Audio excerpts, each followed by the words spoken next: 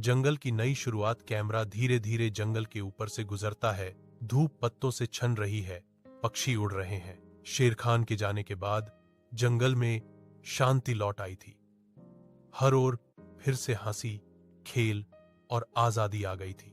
पर किसी को नहीं पता था ये शांति बस कुछ समय के लिए थी। मोगली बलू और बघीरा के साथ बैठा था और आसमान की ओर देखता है। मोगली के दिल में अब भी एक सवाल था कि क्या इंसान और जंगल कभी साथ रह सकते हैं। अजनबी कदम। एक दिन जंगल के किनारे अजीब आवाजें गूंजने लगती हैं, कभी लकड़ी टूटने की और कभी कभी हथौड़े चलने की। तभी उन्होंने देखा तो जंगल के उस पार इंसानों ने बस्ती बसानी शुरू कर दी थी। पेड़ काटे जा रहे थे, नदियों को मोड़ा जा रहा था और जानवरों का घर फिर से खतरे में आ गया था। तभी बलू गुस्से में दहाड़ता है और बघीरा सावधान नजरों से देखता है। धर बघीरा कहता है, मोगली, ये खतरा शेर खान से भी बड़ा है। दबलू कहता है, अब जंगल को बचाना तुम्हारे हाथ में है।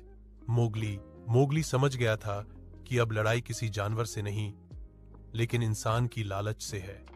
सफर की शुरुआत। और मोगली सफर के लिए अकेले जंगल से निकल जाता है। अपने पुराने रास्तों से गुजरता हुआ इंसानों की बस्ती की ओर चल पड़ता है। मोगली ने ठान लिया था कि वो इंसानों को समझाएगा, लेकिन डराएगा नहीं, क्योंकि अगर जब जंगल बचेगा तो सबका घर बचेगा। और रास्ते में वो एक घायल हिरण की मदद करता है, साथ साथ छोटे बंदरों को भी बचाता है। हर दृश्य में उसका दिल और हिम्मत झलकती है।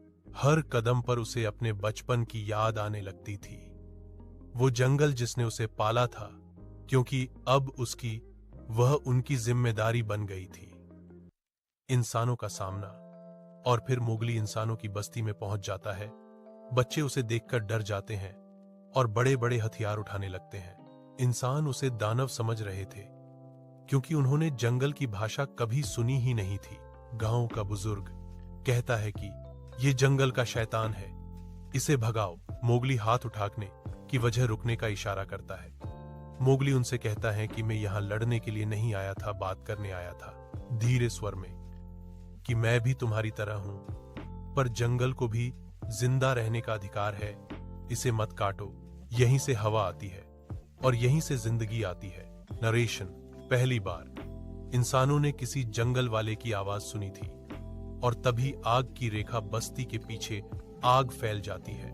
पेड़ों में लपटें उठने लगती हैं और जानवर डर के कारण भागने लगते हैं। किसी एक की गलती से लगी आग अब पूरे जंगल को नष्ट करने लगी थी। फिर मोगली दौड़ता है और सभी जानवरों को बाहर निकालने लगता है, साथ साथ बच्चों को भी बचाने लगता है। बलू और बघीरा भी आग में कूद जाते हैं मोगली की मदद करने के लिए। उस आग में उनको अब डर नहीं, बल्कि सिर्फ हिम्मत दिखने लगी थी, क्योंकि मोगली अब जंगल का बेटा ही नहीं, बल्कि उसका रक्षक बन गया था। मोगली जंगल को बचाने के लिए नदी की ओर रास्ता बनाने लगता है। आग को मोड़ने के लिए जंगल धीरे धीरे बच जाता है। और जब आग बुझी तो इंसान और जानवर दोनों ने एक दूसरे को पहली बार समझा था। एक नया रिश्ता। सुबह का दृश्य।